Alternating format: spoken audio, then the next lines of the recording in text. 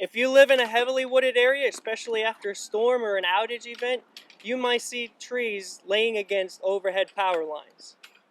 You might think, well, that's an easy path to ground. That line has to be de-energized.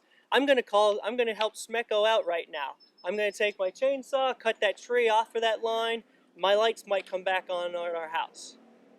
We are asking you to not help us after outage events. The best way you can help us is to call into our contact center and report your outage. After that, leave it up to our guys to help restore electric power.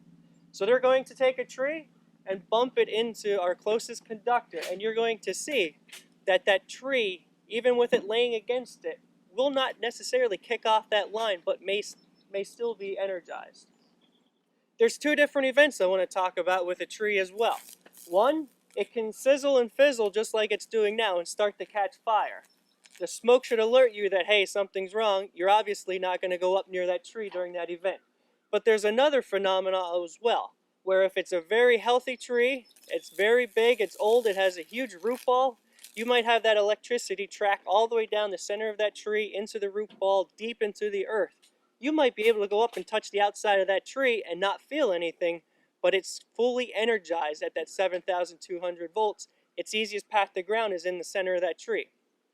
So you can't necessarily just go up and do a touch test to a tree, and if you're still alive, you can take it down. Because if you're cutting using your chainsaw, cutting through that tree, and you cut through that center root into the root ball, you just destroyed its easiest path to ground. And now that easiest path to ground is going to go from your chainsaw, through your body, through your feet, into the ground.